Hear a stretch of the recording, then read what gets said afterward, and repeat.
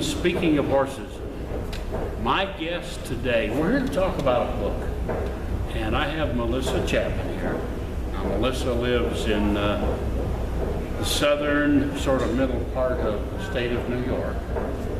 But many years ago, you did a horseback trip, a ride, and you've now written a book about this. Now, let's show it. The book is called Distant Skies, if I might do this. Distant Skies. Now, first of all, where is the book available? Books available anywhere books are. I always recommend horseandriderbooks.com because it's a small business and we like to support them, but all the big guys have the book too. It's at Barnes & Noble and Amazon. It's even online at Target and Walmart. So everywhere you can get books. Now, this ride that you did was just you and your horse and your dog. Right. And you rode all the way across the United States. That is correct, yep. Now, let's get right into this. What got you enthused, or what made you do this? You know, I was a horse crazy kid, like a lot of kids are, and as you know, there's some of us that's deep in us and we don't outgrow it. I think you're probably one of those too.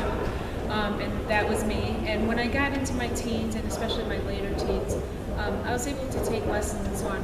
But something more called to me outside the ring and outside showing. I would never have had the budget and so on to do that anyway, but I was an outdoorsy kid, and it was trail riding and distance riding that really spoke to me. And it started really just as a fantasy, like who that loves horses or loves being outside doesn't picture just living that way for a while. You know, no job, no school, just ride every day, explore, be outdoors. And so it really was a fantasy, but then it kind of grew into, yeah, but why not try it kind of thing. And, right. And there was a time I had a great horse for that. He was a quarter horse and just level-headed and willing and a great personality. And I was 23 and the horse, Rainey, was 7. And all of a sudden it seemed like, it's now or never. Stop talking about it and just try it.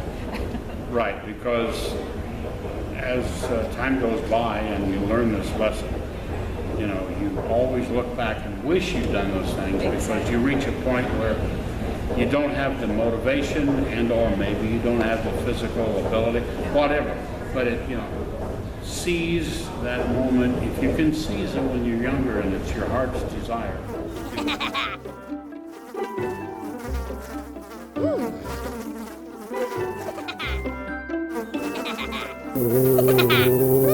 Horses! Piranha! Oh no! Oh, the humanity!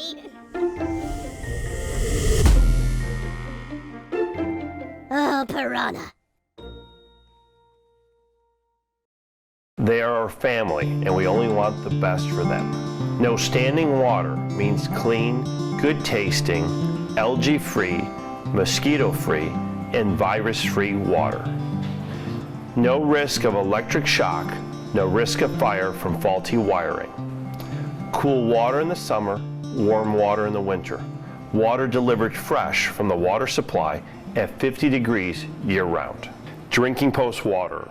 You went all the way across, you had no support team, it was just you, the dog, the horse. That's correct. You had to encounter certain things about the people you met and the human spirit basically that you ran into. I think it's a good question and a good thing that you picked up on that, because when you read the book you learn this is not like a person's journal talking about themselves. This is a book about people, other people too, because when I did start out, as I mentioned a minute ago, it was a fantasy, and even though I conditioned the horse and worked on it and that type of thing, it's still, there's nothing like going and doing it, and it was a little bit of a shock. It wasn't like a fantasy, it was like, it was hot, you're getting eaten alive by mosquitoes, your horse is looking at you like, what are we doing, you know?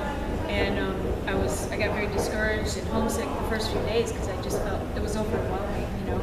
And really, I think what saved me and kept me going and then turned it into a way of life that I did embrace and love was, one, how good the animals were. Like Rainey's just one of those once-in-a-lifetime horses that just like whatever you ask, he will try. He was just willing to keep going.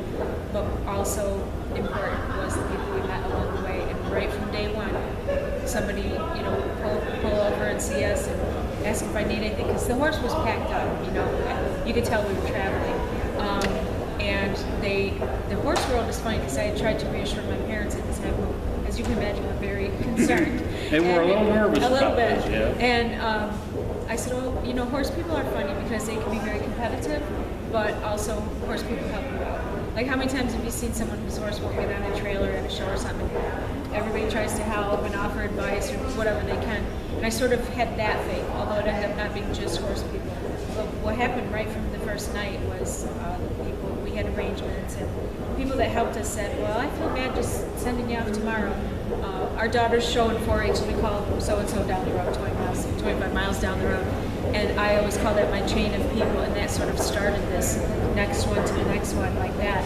And sometimes it was a place to stay and dinner and a nice bar, and sometimes it was just a connection where I could use a phone or But something. the people sort of all pitched in and helped. Absolutely. Whatever you needed at that point in time, they were there to help you do it. And you know something else, and I'm thinking about this.